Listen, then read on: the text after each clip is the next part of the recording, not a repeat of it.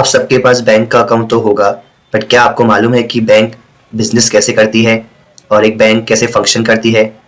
Bank कैसे loan provide करती है, कैसे उस लोन को बोरोवर से वापस लेती है? तो ये सब आपको मालूम होना चाहिए। तो देखते हैं इस वीडियो में। Hello friends, this is Kunal Shangani, welcoming you all in my channel. आज हम इस वीडियो में बात करेंगे बैंक कैसे अपना बिजनेस करती है, एक बैंक कैसे फंक्शन करती है और बैंक कैसे अर्न करती है और अपने शेयर होल्डर्स को डिविडेंड या इंटरेस्ट पे करती है। तो बैंक एक ऐसा फाइनेंशियल इंस्टीट्यूशन है जिसके बजाय इकोनॉमी में कोई भी फाइनेंशियल एक्टिविटी होना इम्पॉसिबल है। एक इकोनॉमी का स्मूथ फंक्शनिंग या उन कैसे इकोनॉमी परफॉर्म कर रही है वो डिपेंड करता है, ज़्यादातर डिपेंड करता है, मैं ऐसा कह सकता हूँ, एक बैंक पर कि बैंक कैसे फंक्शन कर रही है, उस कंट्री की बैंकिंग फंक्शन कैसा चल रहा है, तो उस पर ज़्यादा डिपेंड करता है। तो bank is a financial institution जो कि इकोनॉमी में जो भी आप फाइनेंशियल एक्टिविटी करते हो, आजकल हम लोग हर एक कोई भी ट्रांजेक्शन करते हैं तो उसमें ऑनलाइन पेमेंट का यूज़ कर रहे हैं, डिजिटल पेमेंट का यूज़ कर रहे हैं, डिजिटल बैंकिंग का यूज़ कर रहे हैं। तो ये सब हमें बैंक प्रोवाइड करते हैं। तो विदाउट बैंक हम ये एक्टिविटी, हम कोई भी ट्रांजेक्शन, इकोनॉमिक ट्रांजेक्शन नहीं करेंगे, तो जिसकी वजह से इकोनॉमी को नुकसान होगा। तो बैंक एक इंटीग्रल पार्ट है हर एक इकोनॉमी का। तो उसकी फंक्शनिंग, बैंक कैसे अर्न करती है, बैंक कितना इंटरेस्ट प्रोवाइड करती है, कितना इंटरेस्ट देती है डिपॉजिटर्स को, तो ये सब हमें मालूम होना बहुत जरूरी है। और बैंक कैसे पैसा बनाती है, पैसे से पैसा बनाती है, ये भी हमको मालूम होना चाहिए। तो आज हम इस वीडियो में देखेंगे कि बैंक कैसे पैसे से पैसा बनाती है और लोन कैसे देती है और कैसे लोन वापस लेती है। तो स्टार्ट करते हैं बैंक की पहली बेसिक एक्टिविटी से कि बैंक सबसे बेसिक काम क्या करती है। तो बैंक हमारे कॉमन पीपल से छोटे छोटे डिपॉजिट्स लेती है, कलेक्ट करती है और एक पूल बनाती है, एक फंड बनाती है। वो फंड में से कुछ परसेंटेज, कुछ रेशियो अपने पास रखती है। वो आरबीआई का रूल है, गवर्नमेंट का रूल है, उनका बैंकिंग एक्ट का रूल है कि उनको कुछ रेशियोज मेंटेन करने होते हैं, जिसका मतलब है कि उनको कुछ लिक्विड मनी अपने पास रखना होता है फॉर इमरजेंसी सिचुएशन या लिक्विडिटी मेंटेन करने के लिए। तो उनको कुछ मनी अपने पास रखना पड़ता है, रिमेनिंग अमाउंट पे वो लोग लोन दे सकते हैं। और अभी वो लोन दे रहे हैं तो उन पे वो इंटरेस्ट अर्न करेंगे। और जो डिपॉजिट्स हम कॉमन पीपल से ले रहे हैं या हम जो कॉमन पीपल उनको पैसा दे रहे हैं, अपना पैसा दे रहे हैं, तो वो उन पे हमको इंटरेस्ट देते हैं। हमारे पैसों पे वो कम इंटरेस्ट देते हैं, लेट से 3%, 4%। और जो लोन देते हैं, लोन के ऊपर लोग 8%, 12%, 15% इतना इंटरेस्ट चार्ज करते हैं। डिफरेंट लोन देते हैं तो डिफरेंट लोन पे डिफरेंट इंटरेस्ट होता है। दे अर्न 15% अप्रोक्सीमेटली और हमको वो 4% या एफडी पे 7% देते हैं, उसका आधा देते हैं। तो ये 7% कहाँ जाता है? जो 7% होता है वो उनको अपने ऑपरेटिंग एक्सपेंसेस को मेंटेन करने के लिए यूज करते हैं, या अपने शेयर होल्डर्स को भी तो देना पड़ेगा, जिन्होंने उनको पैसा दिया है बिजनेस करने के लिए, तो उनको भी तो पैसा देना पड़ेगा। तो वो पैसा वहां पर यूज करते हैं। अभी जैसा कि मैंने बताया कि उनको कुछ रेशियोज मेंटेन करना होता है। जो डिपॉजिट से पैसा आया हुआ है उनको कुछ पार्ट उसका अपने पास रखना होता है या आरबीआई के पास रखना होता है। तो सारा पैसा वो लोन नहीं देते हैं, वो कुछ पैसा इन्वेस्ट भी करते हैं। लेट से कि इस कंपनी में इन्वेस्ट कर लिया, किसी फिक्स्ड इनकम में इन्वेस्ट कर लिया, किसी बॉन्ड में इन्वेस्ट कर लिया, गोल्ड के रिजर्व्स में इन्वेस्ट किया, फॉरेन इन्वेस्टमेंट कर लिया। तो उनको इन्वेस्टमेंट भी करना होता है। तो उनके लिए उनको अच्छा सा जिसके पास प्रॉपर एनालिसिस करने की टेक्निक हो, एक प्रोफेशनल एक्सपर्ट हो, तो उनको हायर करना होता है। तो उसकी एक्सपेंसेस, उसकी सैलरीज, उसकी मैनेजमेंट एक्सपेंसेस, तो वो भी उनको पे करनी होती है। बैंक की कॉमन एक्टिविटी क्या है, एक फंडामेंटल एक्टिविटी क्या है कि कॉमन पीपल से डिपॉजिट कलेक्ट करना, एक फंड बनाना, उसमें से कुछ पैसा लिक्विडिटी मेंटेन करने के लिए आरबीआई के पास रखना या अपने पास रखना, और बाकी लोन देना और इन्वेस्टमेंट करना। अभी कुछ कभी कभी एक बैंक दूसरे बैंक से भी लोन लेती है लिक्विडिटी मेंटेन करने के लिए। कभी बहुत सारा लोन देना होता है, बहुत सारी डिमांड आ गई है, इंटरेस्ट रेट कम हो गए तो बहुत सारे लोगों को लोन चाहिए, तो बहुत डिमांड बढ़ गई है लोन की। तो बैंक अपने किसी और बैंक से लोन लेती है या आरबीआई से लोन ले लेती है, या कभी किसी और बैंक को पैसों की नीड है और हमारे पास, ये बैंक के पास बहुत सारा पैसा है, तो ये अपना पैसा ट्रांसफर करेंगे दूसरी बैंक को। तो ये इंटर बैंक ट्रांजेक्शंस भी होते हैं। तो ये भी एक पार्ट है बैंक टू बैंक का। जैसे इन्वेस्टमेंट भी हो गया, बोरोइंग्स भी हो गए, या दूसरे बैंक में डिपॉजिट्स दे दिए, तो वो भी एक टाइप की इन्वेस्टमेंट हो गई। तो ये सब मनी मार्केट इंस्ट्रूमेंट्स हैं। ये होते हैं सिर्फ 1 वीक, 1 डे, इवन 1 डे के ट्रांजेक्शंस भी होते हैं बैंक के बीच में। ये लॉन्ग टर्म के लिए नहीं होते हैं, क्योंकि बैंक को अपनी मेन एक्टिविटी क्या है, अपनी लिक्विडिटी को मेंटेन करना। तो कभी कभी अगर वो शॉर्ट हो जाती है लिक्विडिटी, तो वो लोग किसी और बैंक से पैसा ले लेते हैं और लिक्विडिटी को मेंटेन करते हैं। और एक आरबीआई तो बैठी है, आरबीआई जो बैंकिंग का बैंक है, बैंक का बैंक है, तो वो हेल्प करती है। तो ये इंटर बैंक ट्रांजेक्शन होता रहता है बैंकों के बीच में या आरबीआई और दूसरी छोटी बैंक के बीच में। अभी बात करते हैं दूसरी एक्टिविटी। इन्वेस्टमेंट भी हो गया, डिपॉजिट्स भी हो गया। डिपॉजिट्स भी डिफरेंट टाइप के होते हैं, सेविंग डिपॉजिट हो गया, करंट डिपॉजिट हो गया, या हमने एफडी करा दी, एफडी में दो होते हैं, लॉन्ग टर्म के लिए, शॉर्ट टर्म के लिए, या एक टाइम में मैंने अमाउंट दे दिया, उस पर फिर मेच्योरिटी में मुझे इंटरेस्ट रेट के साथ मिलेगा, या टर्म डिपॉजिट होता है कि मैं रेगुलर इंटरवल्स में मैं डिपॉजिट करता रहूंगा, मंथली, क्वार्टरली, एनुअली। तो बहुत सारे स्कीम होते हैं डिपेंड अपॉन बैंक, और डिफरेंट स्कीम पे, डिफरेंट डिपॉजिट स्कीम पे डिफरेंट रेट ऑफ इंटरेस्ट होता है। अभी हम बात करते हैं लोन की, कि लोन बैंक कैसे लोन प्रोवाइड करती है और उसको वापस कैसे रीपे करने के लिए कैसे वो फोर्स करते हैं, या क्या उनका प्रोसीजर होता है, वो हम देखते हैं अभी। तो जैसे अभी मोस्ट ऑफ द लोन्स जो बैंक प्रोवाइड करते हैं वो होम लोन होते हैं, तो हम लोग फॉर एग्जांपल होम लोन लेते हैं। ऐसे तो काफी लोन बैंक्स देते हैं, कार लोन भी देते हैं, मोबाइल फोन के लिए लोन देते हैं, तो फाइनेंस हम लोग बहुत के लिए यूज करते हैं ऑप्शन लोन का। तो for example loan, home loan की बात करते हैं यहाँ पर।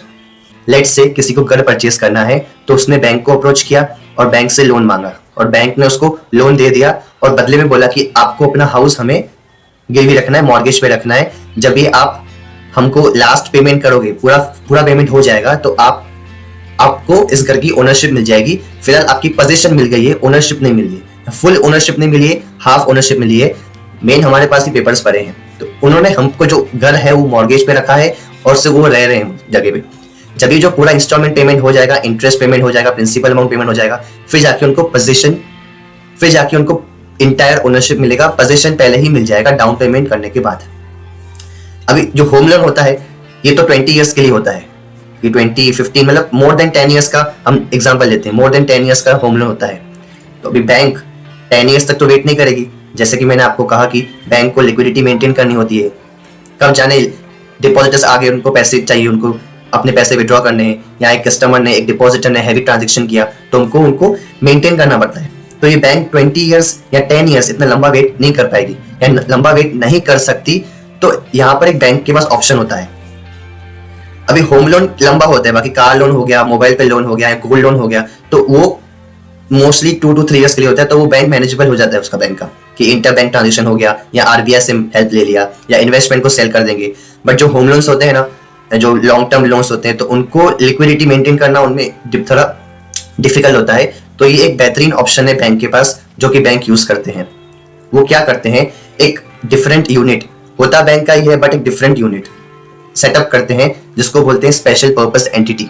उसका काम ही यही होता है, इसके लिए उसका नाम है स्पेशल पर्पस एंटिटी। बैंक क्या करती है, सारे जो लोन्स होते हैं, जो भी लॉन्ग टर्म लोन्स होते हैं, वो ट्रांसफर करते हैं उस एंटिटी के नाम पे।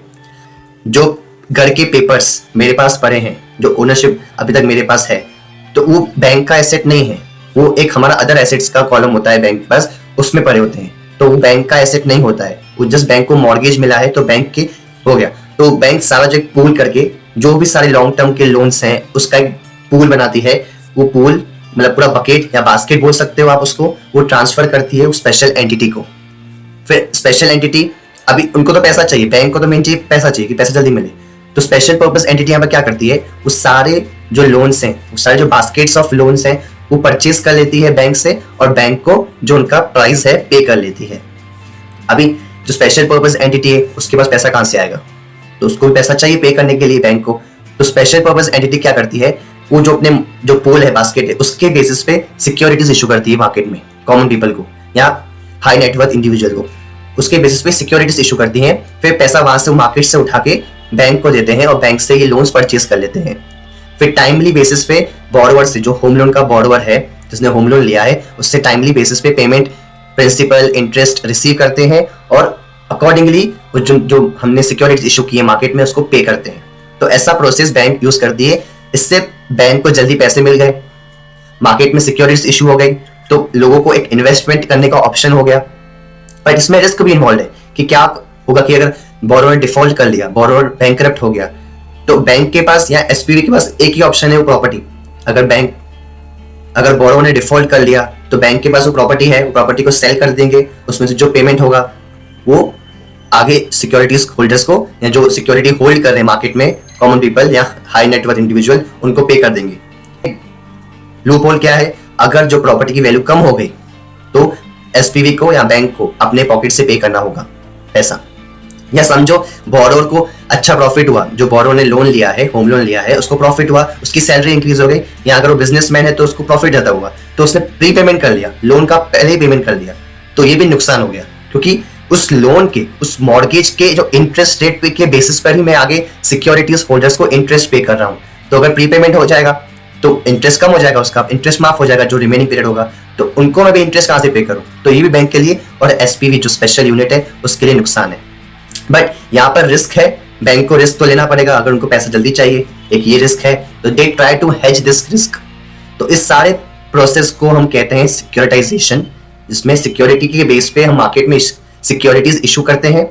बैंक सिक्योरिटीज इशू करती है with the help of SPV, special purpose entity, उसे इस पर्पस के लिए ही ओपन की जाती है।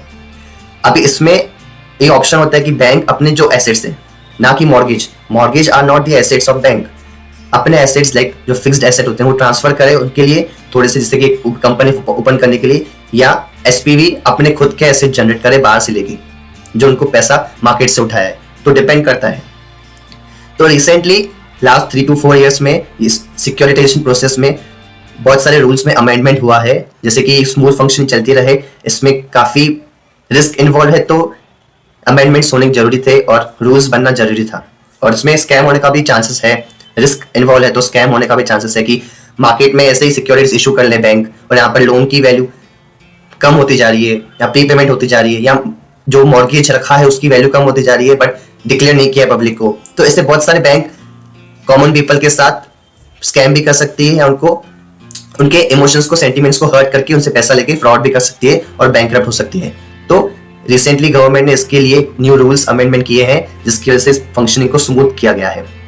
तो इससे बैंक को हेल्प हो जाती है कि बैंक को उसका पैसा मिल जाता है और वो लिक्विडिटी मेंटेन कर सकते हैं। तो ऐसे बैंक को जो लोन होता है, जो लोन अमाउंट देते हैं, वो वापस कलेक्ट करने के लिए बहुत सारे ऑप्शंस हैं, लिक्विडिटी मेंटेन करने के लिए बहुत सारे ऑप्शंस हैं, इन्वेस्टमेंट को सेल कर सकते हैं। अभी बैंक लॉन्ग टर्म इन्वेस्टमेंट भी करती है, शॉर्ट टर्म इन्वेस्टमेंट भी करती है, मनी मार्केट जैसे मैंने बताया, तो डिपेंड करता है। तो इस तरीके से सारी फंक्शनिंग होती है। और अभी वीडियो के फाइनल पार्ट में पहुंच चुके हैं, तो इसमें मैं आपको एक बात बताने वाला हूं कि how bank create money from money. अभी जैसे initial part of the video मैंने आपको बताया कि बैंक एक डिपॉजिटर से पैसा लेती है, कुछ पैसा रेशियो मेंटेन करने के लिए, लिक्विडिटी मेंटेन करने के लिए अपने पास रख देती है और बाकी का पैसा लोन दे देती है। अभी जिसको लोन दिया, अभी होम लोन दिया, लाइक से कि हमने वीडियो के स्टार्टिंग में एग्जांपल लिया कि हमने होम लोन दिया, जिसको मैंने लोन दिया है उसको पैसा आया, उसने होम लिया, घर खरीदा, और जिसका जो सेलर था, जो घर का सेलर था, उसको पैसे दिए। अभी उसने भी तो बैंक में रखे होंगे इतने सारे पैसे, अपने पास तो रखे नहीं होंगे, तो बैंक में रखे, फिर से बैंक के पास गए, वो भी जो सेलर था हाउस का एज ए डिपॉजिटर बन के बैंक के पास इन्वेस्ट किया। अभी उसके भी जो अकाउंट में पैसा गया, अभी उसकी बैंक ने भी कुछ रेशियो या कुछ अमाउंट अपने पास रखा और कुछ पैसा लोन दे दिया, इन्वेस्टमेंट कर लिया। अभी बिजनेसमैन को पैसा मिला, अगर इन्वेस्टमेंट किया तो बिजनेस को पैसा मिला, बिजनेस ने अपने काम धंधे में लगाया, धंधा बढ़ाया, सेल किया, सैलरी प्रोवाइड की। तो ऐसे कहां से स्टार्ट हुआ, एक छोटे से अमाउंट से मनी बढ़ता गया, तो इसको हम बोलते हैं सप्लाई ऑफ मनी। ये से पॉसिबल है बैंक से ही, मतलब बैंक की मदद से ही पॉसिबल है कि पैसा सप्लाई हो रहा है, या एक हैंड से दूसरे हैंड, एक हैंड से दूसरे हैंड, और इंटर बैंक ट्रांजेक्शन भी हो रहे हैं और इंटर बैंक मनी सप्लाई भी हो रहा है। तो that's why bank create money from money. एक 1000 रुपीज के नोट से बैंक बहुत सारा 5000, 10,000 मनी क्रिएट कर सकती है। तो ये सिर्फ पावर बैंक के पास है और किसी के पास नहीं है। RBI is a central bank of India और हर एक कंट्री का अलग अलग सेंट्रल बैंक होता है। तो ये सब इंफॉर्मेशन था अबाउट बैंक, कि बैंक कैसे परफॉर्म करता है, बैंक कैसे अपनी जो बैंकिंग एक्टिविटीज है परफॉर्म करता है या फंक्शन करता है, और कैसे बिजनेस करता है, और कैसे अपने शेयर्स को इंटरेस्ट पे करता है, और कैसे लोन देता है और लोन को वापस अमाउंट रिकवर करता है। तो this is all about the bank. अगर आपको इस वीडियो से कुछ भी सीखने को मिला हो तो tell me in comment section. और अगर आपके अभी बैंक के सारे डाउट्स क्लियर हो गए हो कि नाउ कि अभी आपको सब मालूम पड़ गया हो कि बैंक के बारे में, हाउ बैंक फंक्शंस, तो मुझे कमेंट सेक्शन में बता देना वो भी। एंड अगर कुछ पार्ट मेरे से मिस हो गया इस वीडियो में तो वो भी मुझे कमेंट सेक्शन में बता देना कि मैं आगे आपको कमेंट सेक्शन में रिप्लाई कर दूंगा। Stay awesome, stay productive.